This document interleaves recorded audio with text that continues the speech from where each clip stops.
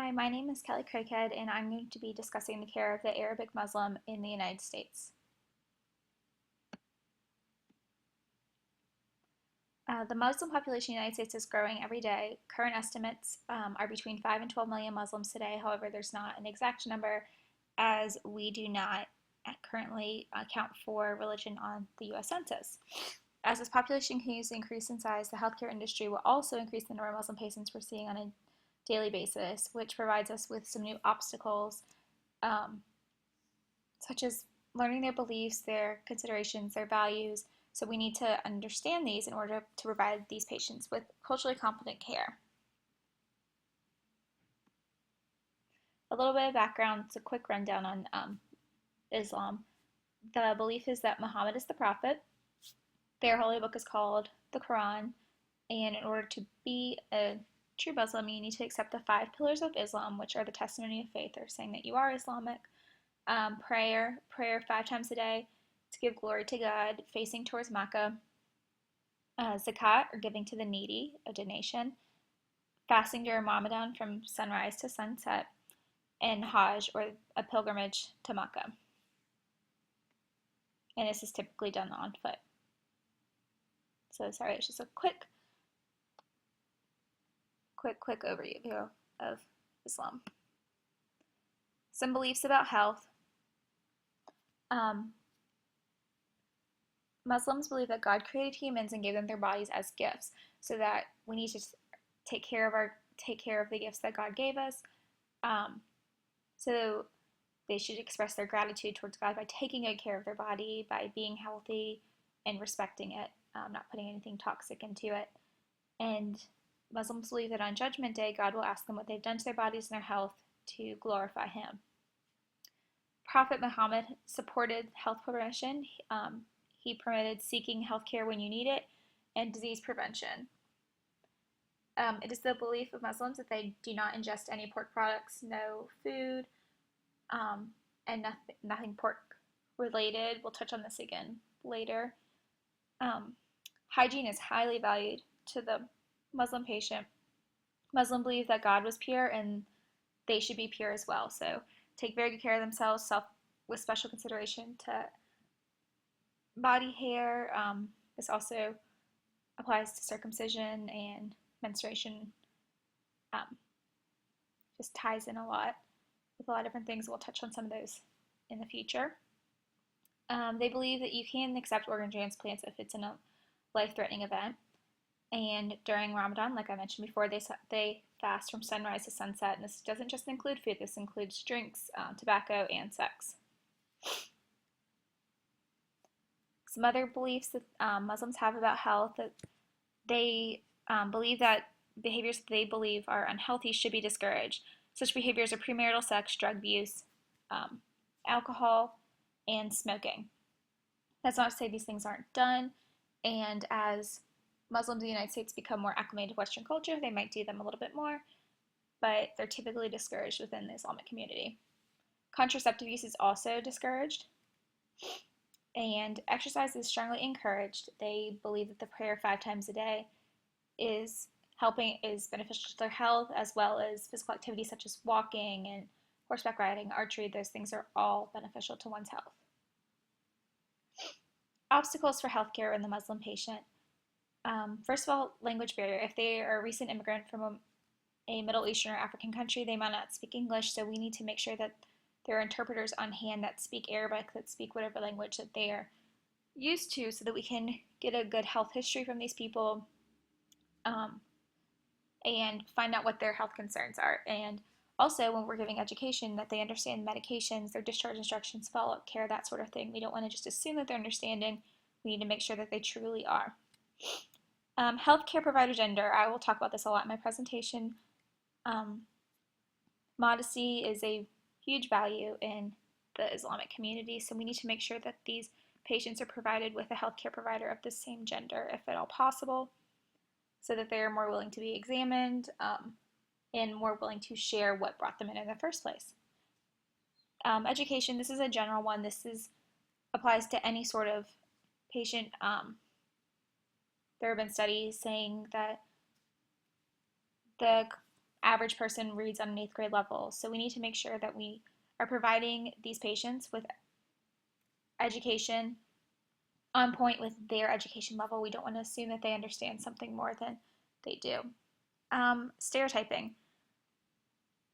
A lot of Islamic patients don't seek medical care because they're worried about being stereotyped, or with things going on in the world, they're nervous that they might be receive prejudiced care. We need to make sure we're showing these patients the same level of competent care that we show all patients, regardless of their religion, their background, what they look like. We need to give them culturally competent care and not let what's happening outside the world affect us. Shame. Shame is a big thing in the Muslim community. They want to honor their family, honor their parents, honor themselves, honor their bodies, to glorify God. So if they're doing anything that's shameful, they seem as shameful, like premarital sex, drinking, drugs, that sort of thing, we need to make sure that we're showing them sensitive care and we're not making them feel even worse, because if they're seeking care in the first place, we need to make sure that we're encouraging they continue to do that. So some considerations across the lifespan. First of all, we'll talk about childbearing women and their families. Modesty is hugely valued, and women may not be willing to discuss health issues with a male provider. Like I mentioned before, we really need to make sure that we're getting these women female providers, female nurses, so they're willing to participate in care. It is unacceptable, in fact, to have a provider of the opposite sex unless it's an emergency situation. So let's please advocate for these patients. Make sure they feel comfortable, make sure they are willing to seek out care. Abortion is prohibited because in the Islamic faith, they believe that only God can give and take life, so it's not our place to intervene. The only time this is acceptable is if the mother's life is threatened.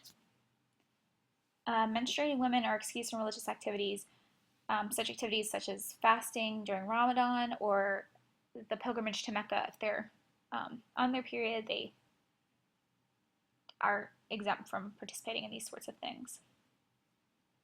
Women may abstain from gynecological exams and tests for fear of bleeding afterwards. So we really need to make sure we're educating these women about the importance of preventive screenings and pap smears and pelvic exams. And bleeding might happen, but it's okay. We don't want to make them feel shamed about it. We just need to provide these women with support and really educate them on the importance of these screenings. The husband has to approve surgeries for his wife in case of tubal ligation hysterectomy. The men are the head of the household in Islam, and their belief is that they should have the say in what's going on with this. So we really need to educate them as well about why these surgeries are necessary, why a woman may need them, and why he should consent to them. Muslim women are suffering from intimate partner violence are less likely to seek outside support. They might seek support in other family members and religious leaders, so they will be encouraged to stay within their family, make it work. So we need to be on the lookout for symptoms of intimate partner violence, bruising, fear of men, that sort of thing. We need to look at them and provide them with resources and the help so that they can get help, know that they're supported. So, some health considerations for children. Male babies will be circumcised for hygienic practices. Like I said, cleanliness. It's like the saying, cleanliness is next to godliness in Islam. So we need to understand that these male babies will be circumcised because they believe that is more hygienic. Muslim teenagers do not get safe sex and birth control education at home because premarital sex is not accepted. So we really need to educate these kids that if they're going to do it, they need to do it safely. Discussion on puberty should be handled delicately with regards to modesty and provider gender preference. We really need to be talking to these kids about what's happening with their bodies and what to expect. And it's not shameful. They may feel it viewed as shameful, so they might not talk about it. But, just let them know it's completely normal. As I mentioned before, honoring parents is an important value in Muslim culture. So these children will work hard to avoid bringing shame to them. Or if they're doing activities that they view as shameful, such as premarital sex, smoking, drugs, alcohol, they might hide them. So it's our job as healthcare providers to really investigate and see what's going on with these kids and give them the resources to help them out if they're hiding it from our parents. Also, education is needed on vaccines containing gelatin because gelatin is a pork product and Muslims do not ingest pork, so we need to really explore if they're choosing to abstain from vaccines, why, and um, there's actually been statements by Muslim leaders saying that they believe that it is acceptable, so we just need to talk to them, educate them, and on that same token, we need to talk to them about, not necessarily in the children's, but across the lifespan, if like valve replacements, porcine valves for your heart are not the only choice. There's also bovine, there's mechanical, so we just need to make sure they know their options and be educated on them. Some considerations for adults and older adults. Again, let's provide gender preference except in emergency situations. We need to support our patients and advocate for them. Some Muslims may abstain from health promotion activities if they believe that they're predestined for something. Sometimes they believe that there's a belief in this culture that they're predestined for something to happen, that God chose this to happen. There's nothing to prevent it. We just need to, support them in their decision if there's nothing we can do, or, explore why they are choosing to abstain for treatment. If something happens, if there's a poor diagnosis, family will always be there. Lots of family will be there. So support them, be understanding of this, don't get annoyed, and just be sympathetic to what's going on. Diagnosis may be kept from the patient by the family. Family should be told first. If this is the patient and the family's wish, we have to respect that. We can't go around their decisions to do what we think is best. It's not our place to make that decision. Elderly Muslims are typically taken care of in the family. However, as there's more acclimation to American culture, there's an increase in nursing home placement. So, we just need to be aware of this and understand it. That being said, it is believed to be a blessing to be able to take care of your parents as in their old age. So if these Muslims are choosing to take care of them at their house, just be understanding that's why and understand what's going on. Some considerations across the communities. Muslims believe that illness falls into four groups: supernatural, which is a result of God and the devil, and they're intervening; social, the evil eye and stress from life, stress from education, stress from their children, family, whatever. That's what's causing their illness. Natural, change in the weather, or an unclean environment, or hereditary. So we need to educate them about what's going on. If it's hereditary and they think it's God, we just need to be understanding, but at the same time educate them about preventative screenings for other family members if it is genetic, that sort of thing. Belief that speaking something evil may bring bad fortune to the family. Like I've said, don't tell them that they're wrong, but at the same time, if there is a reason for something happening, explain that to them, explain it to the family, explain how we can prevent it in the future. And I just wanted to touch on again that intimate partner violence will be dealt with within the community. So we need to really support these women, really be looking out for signs of domestic violence and help them out, give them the resources that they need.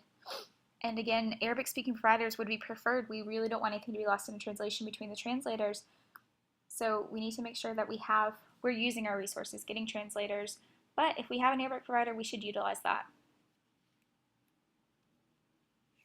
In summary, the population of Muslims in the United States is growing and will continue to do so. It's our responsibility as healthcare providers and nurses to give this population the care they deserve, that all populations serve all cultures, and we need to be considerate of their religious beliefs. If we disagree with it, that's fine, but we don't need to be expressing this. We don't need to tell them that they're wrong. We just need to be respectful and be there for them. Being mindful of the Muslim culture may hinder care, such as the gender of the healthcare provider, and will help create a self environment in which the patient feels comfortable. And the gender is just an example. Anything we can do to help make the patient feel more comfortable and supported, we should. So that's it. Thank you, and these are my resources.